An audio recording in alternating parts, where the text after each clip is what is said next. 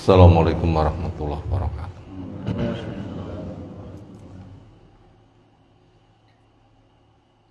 Alhamdulillahirabbil alamin. Alladzi arsala rasulahu bil huda wa dinil haqq liyudhhirahu 'ala dini kulli. Wa kafa billahi syahida. Wa asyhadu an la ilaha illallah wahdahu la syarikalah. Wa asyhadu anna Muhammadan abduhu wa rasuluh. Allahumma salli ala Muhammad wa ala alihi wa ashabihi wa man tabi'ahum bi ihsanin ila yaumiddin. Ya ayyuhalladzina amanu taqullaha haqqa tuqatih wa la tamutunna illa wa antum muslimun. Wa ba'du fa inna asdaqal hadisi kitabullah wa khairal hadyi hadi Muhammadin sallallahu alaihi wasallam. Syarrul umuri muhdatsatuha fa inna kulla muhdatsatin bid'ah wa kulla bid'atin dhalalah wa kulla dhalalatin finnar. Ayyuhal ikhwah, azza wa ta'ala. Insyaallah kita masuk hadis ke-63 dari matan kitab Al-Jami', bab-bab akhir dari kitab Bulughul Maram oleh Ibnu Hajar Al-Asqalani rahimahullahu ta'ala, tentang pewaspadaan akan akhlak yang jelek, dikenal untuk dihindari. Jenis yang kita kaji pagi hari ini adalah bahwa dua orang yang saling caci terhadap apa yang dikerjakan keduanya, maka dosa dipikul oleh orang yang memulai, selagi yang dizalimi itu tidak melampaui batas. Atau kalau diringkas, pelopor kejelekan berisiko double. Pelopor kejelekan berisiko double. Itu kalau diringkas seperti itu. Allah alam. An Abi Hurairah Abdurrahman ibn Sakhar ad-Dawsi radhiyallahu anhu annahu qala bersabda Rasulullah sallallahu alaihi wasallam, al-mustabbani, dua orang yang saling cela, saling caci. Qala, terhadap apa yang keduanya mengatakan.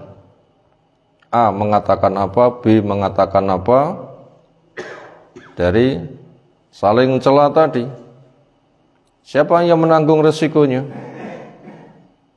Fa'alal badi'i, maka ditanggung oleh yang memulai, yaitu orang yang menzalimi. Selagi lam ya'tadi, tidak melampaui batas, al-madlumu, orang yang dizalimi. Yang dizalimi, yang jadi korban, membalas yang semisal, sebatas haknya saja. Akhrajahu, mengeluarkan hadis ini Muslimun, Imam Muslim rahimahullahu ta'ala. Pelajaran yang bisa kita simpulkan dari hadis di atas, pertama, kehormatan itu harganya mahal.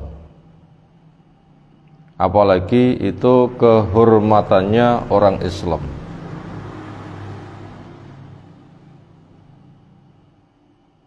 Bila kita sempat membaca di Al-Kabair tentang dosa-dosa besar oleh Imam Az-Zahabi, disebutkan di sana ketika ada orang iman dibunuh tanpa sebab syar'i, Allah lebih merasa kehilangan daripada hilangnya dunia bersama isinya. Mahal kan? Makanya kehormatan itu sangat mahal. Sampai-sampai ada orang kafir dhimmi. Ada negeri Islam, semisal Madinah yang dipimpin Nabi SAW. Lalu orang Yahudi misalnya diizinkan masih bertempat tinggal. Semisal Yahudi Khaybar, mereka sudah ditaklukkan pada perang Khaybar tahun 7 Hijriah. Pantasnya kalah perang, ya sebagaimana hukum perang. Hartanya dirampas, orangnya dibunuh, atau dijual, atau dibagi sebagai budak, itu namanya hukum perang. Tapi mereka dibiarkan tetap hidup dan dimanfaatkan untuk hidup di tengah-tengah kaum muslimin dengan syarat dilucuti dan tunduk, dan mereka dipekerjakan sebagai penggarap lahan dengan hasil paru-paru. Kapan mereka bertempat tinggal, kapan mereka diusir, itu kewenangan Nabi sallallahu alaihi wasallam dikala itu. Nah, ketika mereka sudah dijamin aman, namanya mustakman, itu kehormatannya juga harus dijaga, sehingga ada ancaman man qatala mu'ahadan lam yarah raihatal jannah atau kama qala Nabi sallallahu alaihi wasallam. Siapa yang membunuh kepada orang yang dijamin aman, orang kafir yang dijamin aman, sebenarnya kafir, cuma diizinkan hidup dan mereka dijamin aman karena ditimbang ada manfaatnya. Lalu siapa yang membunuhnya, maka dia tidak mencium bau surga. Artinya dosa besar. Artinya ketika ada rombongan masuk surga yang tidak punya dosa itu, nah dia tidak bisa bareng-bareng. Dilihat dari bahasa seperti itu, ini memberitahu kepada kita bahwa kehormatan itu harganya mahal. Jadi orang yang berislam, orang yang beriman itu harganya mahal. Lebih mahal daripada dunia bersama isinya. Sementara kapan kita punya kekayaan dunia bersama isinya? Satu desa saja kita tidak punya. Separuh pun juga kita tidak punya. Lalu bagaimana dunia bersama isinya? Makanya merusak kehormatan itu tergambar ketika menebus kumpulkan dunia bersama isinya. Kapan kita mampu? Kerja saja sehari mungkin 100.000. Kapan ia kumpulkan seperti itu? Itu untuk menjadi bahasa pendorong supaya betul-betul menghargai kehormatan. Karena kehormatan itu harganya amat sangat mahal. Apalagi itu kehormatan orang Islam. Itu pelajaran yang pertama. Pelajaran nomor 2, merusak kehormatan itu dosa besar. Maka pintunya segera ditutup. Dengan bukti orang yang memulai diancam dosa double. Kita ulang pelajaran nomor 2, merusak kehormatan itu dosa besar. Apa buktinya itu dosa besar? Pintu yang mengarah ke situ segera ditutup. Artinya jangan memasuki pintu yang mengarah kepada pengrusakan kehormatan. Ditutup, jangan lewat situ. Artinya jangan merusak kehormatan. Buktinya apa? Pintunya ditutup. Itu adanya ancaman. Orang yang merusak kehormatan itu dosanya double. Dosanya double. Kalau seorang saja nilainya lebih mahal daripada dunia bersama isinya, lalu 2 orang berapa? 1 saja tidak bisa, 2 gimana? Ini untuk menciutkan nyali supaya orang tidak memasuki pintu itu. Wah, kalau begitu saya tidak akan merusak kehormatan orang. Saya suruh nebus harganya segitu, mana mungkin saya bisa? Mau haji saja sekarang daftar hajian berangkat 350 juta, kita belum tentu punya. Bagaimana dunia bersama isinya? Itu tadi pelajaran nomor 2, bahwasannya merusak kehormatan itu dosa besar, maka pintu yang mengarah ke sana ditutup. Buktinya orang yang berpotensi memulai diancam, awas dosamu double, sehingga dia nggak jadi merusak kehormatan orang lain, tapi menghargai. Nah, nanti fadilahnya besar. Pelajaran nomor 3, orang yang dizalimi boleh menuntut yang semisal. Orang yang dizalimi boleh menuntut yang semisal, yaitu kisos, tuntutan yang semisal, supaya kehormatan yang dirusak tidak bertambah. Supaya kehormatan yang dirusak tidak bertambah,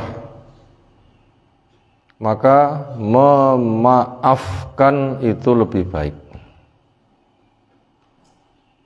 Supaya kehormatan yang dirusak tidak bertambah, ketika satu, biar satu saja, tidak 2, tidak 3, tidak 4, maka memaafkan itu lebih baik.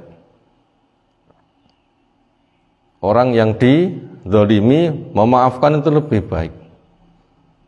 Akhirnya jadi tabungan dia di akhirat, dan menjadi pendorong yang menzalimi untuk napak tilas jejak kebaikannya, tobat, sehingga dia jadi pelopor kebaikan.